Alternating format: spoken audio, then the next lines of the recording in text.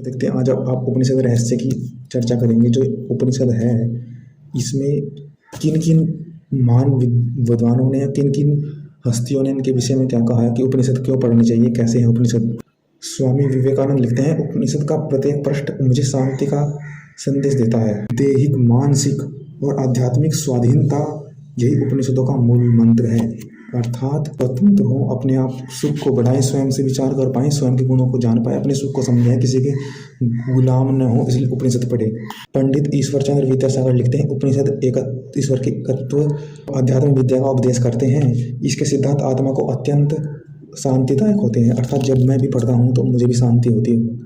अतः सबको पता है कि ऐसी ऐसी बातें हैं, उनको पढ़ करके व्यक्ति और उनको पढ़कर जीवन में उसको और अच्छा समझ पाता है, जीवन में अपना उसको अच्छी ग्रहण कर पाता है, उसको आचरण में ला पाता है। तो ये कहते हैं, इसमें संसार के रहस्य गूढ़ता से को सरलता से समझाया गया। अर्थात अगर उसको समझोगे रहस्य तो बहुत आसान होगा, अर्थात नहीं समझोगे तो दुखी हो। संसार के द्वारा समझाया गया, उदाहरण दिया गया है, संसार से अध्यात्म की ओर जाएं हम, जो नहीं जाओगे तो दुखी। तो कैसे, इसके साथ ही सरलता से चलना होगा उपनिषद के, फिर समझ पाओगे, अन्यथा नहीं समझ पाएंगे। जो सरलता से नहीं चलेगा, वेदों की शिक्षा इसमें निहित है। दारसी का लिखते हैं, यह पुस्तक अनादि है, जो इसमें किसी प्रकार का संदेह नहीं है।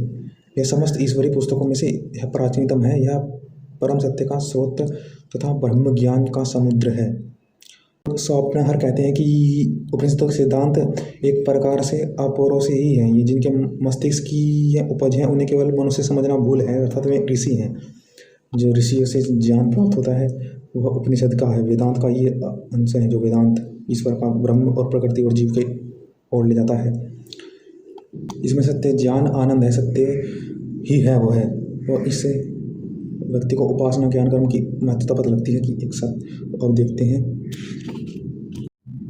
हैं इसकी सूची। देखो, आपको पता है कि इसमें जीव, प्रकृति इत्यादि है। तो जो ऐतरीय और तैतरीय उपनिषद है, इसमें संसार के विषय में बताया गया, प्रकृति के विषय में, इत्यादि के विषय में, और मांडुक्य उपनिषद में अधिक जीव के बारे में। वैसे तो सबके विषय में बताते हैं, तीनों तत्वों के विषय में बताते हैं। प्रश्नो उपनिषद में ईश्वर के विषय में अधिक है। कठोपनिषद में भी आत्मा कैसे उस ईश्वर के निकट जाए, आत्मा कैसा है इत्यादि है। इस उपनिषद में भी ईश्वर की कलाकारी का वर्णन है, ईश्वर का वर्णन है। छांदोग्य उपनिषद में ईश्वर की उपासना का वर्णन है कि कैसे उसके गीत को गाएं, कैसे उसको रिझाएं, कैसे गलती न करें, कैसे ईश्वर हमसे जुड़े हुए हैं। छांदोग्य उपनिषद में पता लगता है कि ईश्वर कैसे महान है।